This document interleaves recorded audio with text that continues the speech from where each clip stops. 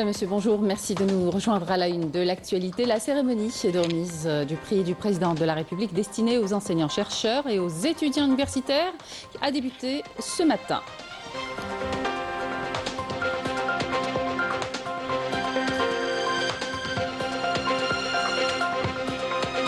Le ministre de l'Intérieur est à Djedjelou. Il effectue une visite de travail et d'inspection afin d'évaluer l'état d'avancement du développement local dans la région qui détient un potentiel prometteur de développement sur le plan économique et social.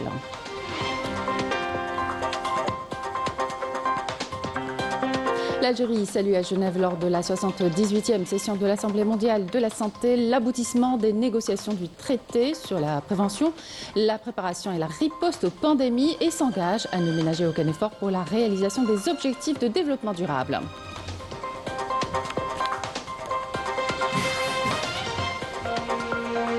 « 44 Palestiniens sont tombés en martyrs dans de nouveaux bombardements sionistes dans plusieurs zones de la bande de Gaza où l'occupant sioniste contraint les familles palestiniennes à démolir leurs maisons de leurs propres mains.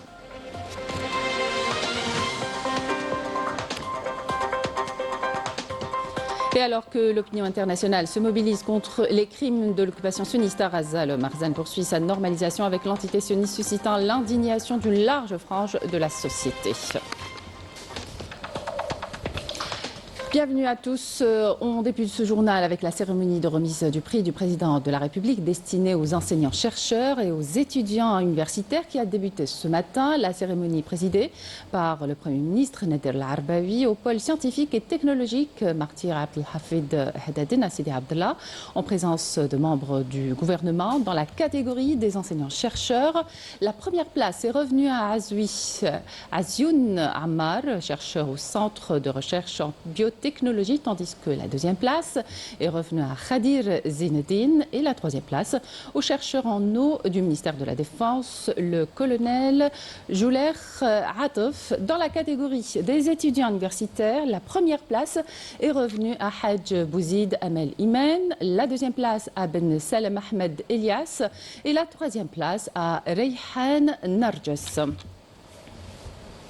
Et puis Walid Yousfi est au pôle scientifique de Sidi Abdallah. Walid, qu'est-ce que vous avez comme information à nous communiquer ce matin ?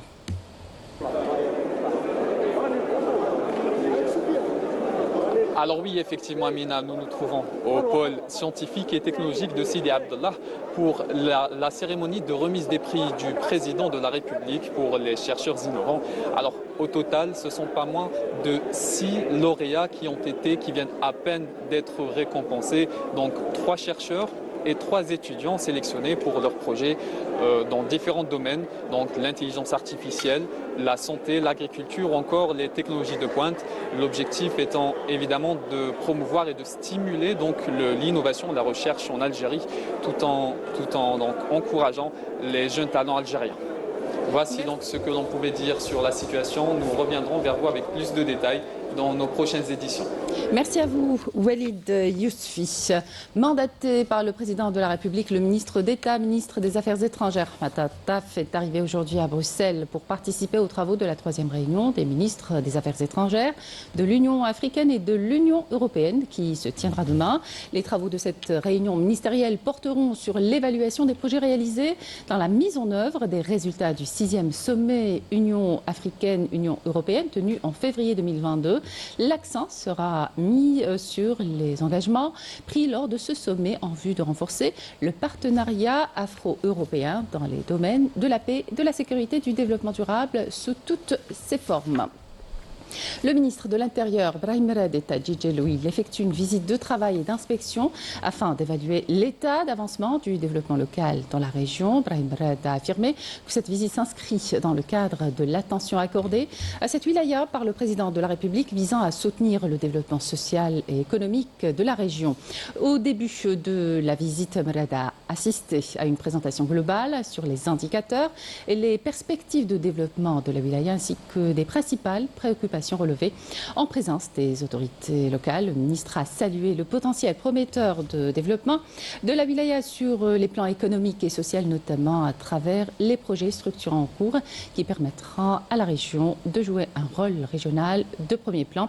La wilaya a à ce titre bénéficié d'une enveloppe budgétaire de plus de 1500 milliards de centimes au cours des 3 dernières années. Il a insisté sur la nécessité de donner la priorité à la levée de l'entravement, à la réhabilitation des chemins ruraux, au raccordement en eau, à l'amélioration des conditions de scolarisation et de soins ainsi qu'à la promotion du cadre de vie du citoyen. Poursuite des travaux des assemblées annuelles du groupe de la Banque islamique de développement au Centre international de conférence Abdel Tefrah à Alger, avec la tenue de la cérémonie officielle d'ouverture en fin de journée hier au premier jour. La Banque islamique de développement a approuvé des financements de plus de 1,32 milliard de dollars afin de favoriser la croissance inclusive, la résilience au changement climatique et les opportunités économiques dans ces pays membres. Le Conseil des directeurs exécutifs a approuvé le financement d'un large éventail de projets d'envergure dans les domaines de la santé, des infrastructures, de la sécurité alimentaire, de la formation professionnelle et de l'accès à l'eau. Alors avec nous, Yamina Saïdji. Donc on poursuit notre journal avec la santé. À présent, l'Algérie a salué à Genève lors de la 78e session de l'Assemblée mondiale de la santé l'aboutissement des négociations du traité sur la prévention, la préparation et la riposte aux pandémies et s'est engagée à ne ménager aucun effort pour la réalisation des objectifs de développement durable. Meissa Lebouhel. Après plus de 3 ans de négociations acharnées, un accord international historique sur la prévention et la lutte contre les pandémies a été adopté aujourd'hui lors de la 78e session de l'Assemblée mondiale de la santé qui se tient à Genève. Pour le directeur général de l'OMS, il s'agit d'une grande victoire. Cet accord est une victoire pour la santé publique, la science et l'action multilatérale. Il nous permettra collectivement de mieux protéger le monde contre les futures menaces de pandémie. C'est un grand jour aujourd'hui, c'est un jour historique. L'Algérie, à son tour, salue cette victoire qualifiée par le ministre de la Santé, Abdelhak Saïhi, d'étape historique marquant un tournant vers une gouvernance sanitaire mondiale plus équitable, plus solidaire et plus réaliste. Le ministre de la Santé, Abdelhak Saïhi, a par ailleurs salué le thème retenu cette année, un monde uni pour la santé, insistant sur le rôle central de la solidarité dans les réponses sanitaires mondiales. L'Algérie a adopté l'agenda 2030 et a déployé tous les efforts nécessaires pour atteindre les objectifs de développement durable. À travers cette tribune, je réitère l'engagement ferme de l'Algérie à consacrer le droit à la santé en tant que droit fondamental en garantissant l'accès gratuit aux soins pour tous, sans discrimination ni exclusion. Le ministre de la Santé a en outre réaffirmé l'engagement de l'Algérie à réaliser les objectifs de développement durable à travers notamment un plan d'action national fondé sur l'équité, l'accessibilité aux soins et la confiance dans le système de santé. Et puis cette triste nouvelle, le journaliste Nordine Azouz est décédé ce matin après une longue carrière de contribution médiatique dévouée et professionnelle dans de nombreux médias. Suite à ce drame, la Direction générale de la communication de la présidence de la République présente ses condoléances à la famille du journaliste ainsi qu'à la famille médiatique, priant Allah Tout-Puissant d'entourer le défunt de sa sainte miséricorde, de l'accueillir en son vaste paradis et de prêter à ses proches patience et réconfort. 44 personnes sont tombées en martyrs dans de nombreux bombardements sionistes, en majorité des enfants et des femmes, ainsi que des dizaines de blessés dans plusieurs zones de la bande de Gaza. Depuis 1h du matin, dans une déclaration conjointe, les ministres des Affaires étrangères de 22 pays ont appelé hier l'entité sioniste à autoriser à nouveau l'accès complet et immédiat de l'aide à Gaza sous la supervision des Nations Unies et des organisations non gouvernementales. Ils ont averti qu'ils ne resteraient pas les bras croisés face aux actions honteuses de l'entité sioniste à Gaza, menaçant de mesures concrètes si l'entité sioniste ne cessait pas son assaut sur Gaza et ne laissait pas entrer l'aide humanitaire. Humiliation, effusion de sang et souffrance, le peuple palestinien n'en a pas fini avec les violences de l'entité sioniste qui poursuit sa guerre psychologique sur les Palestiniens. Après qu'elle assistait impuissante à la démolition de leurs maisons sous les coups des bulldozers de l'armée sioniste, plusieurs familles se voient obligées de démolir leurs maisons de leurs propres mains. Nombre d'ONG dénoncent un nettoyage ethnique. Raouf Hamouche.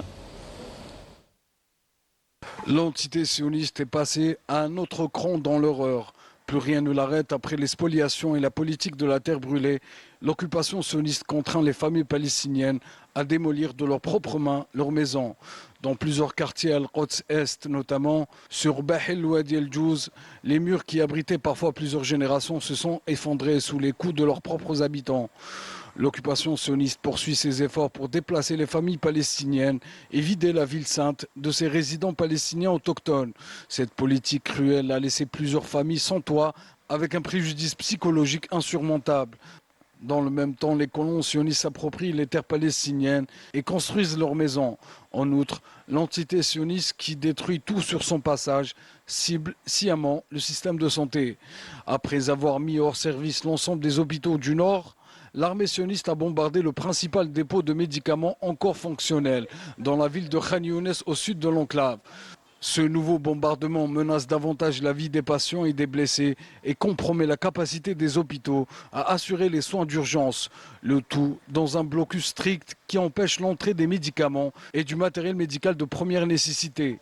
L'occupant sioniste a ciblé ce qui restait de stocks médicaux dans la bande, le dernier entrepôt encore accessible contenant des médicaments essentiels.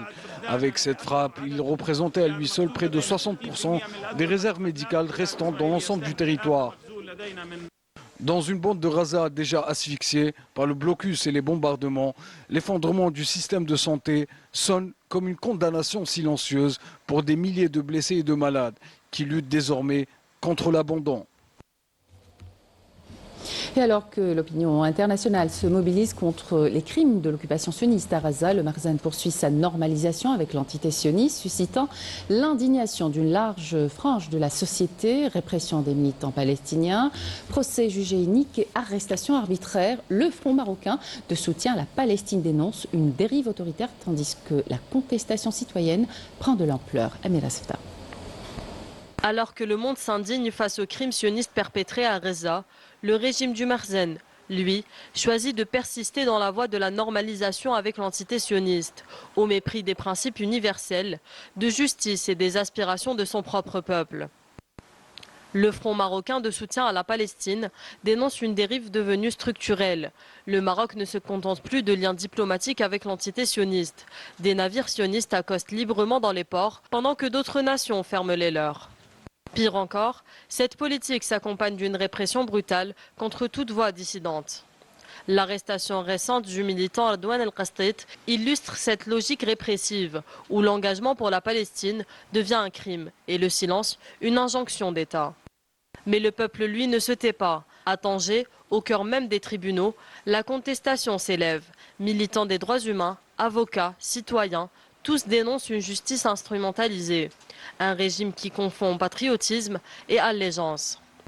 À l'heure où la communauté internationale reconnaît les crimes humanitaires perpétrés à Gaza, le régime du Makhzen, lui, choisit l'impunité et la honte. Mais sur le terrain, la résistance citoyenne, elle, ne fléchit pas.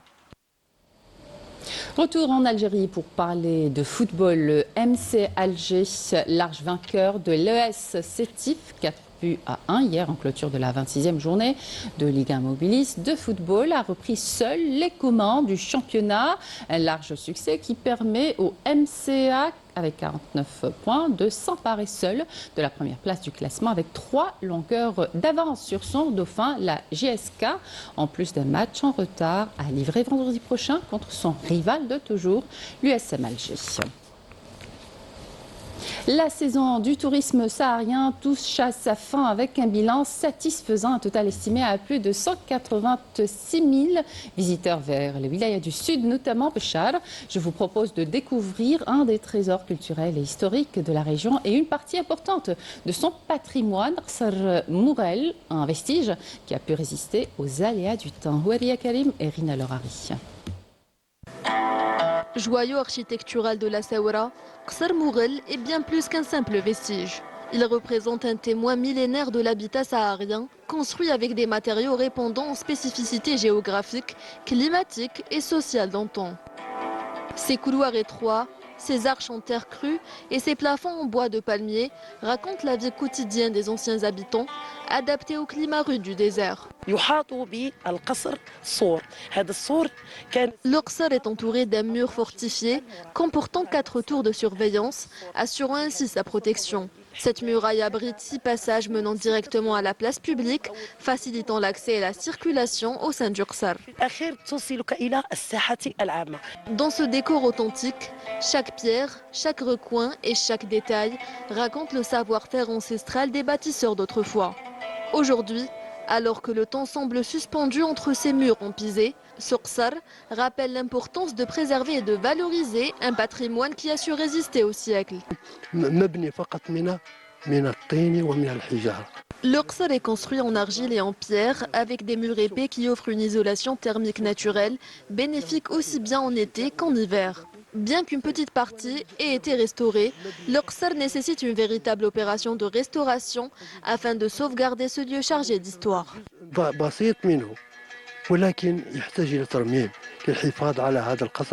Après plus de 8 siècles, le Qsar de Moughel tient toujours debout, défiant le temps et racontant l'histoire de ceux qui l'ont habité.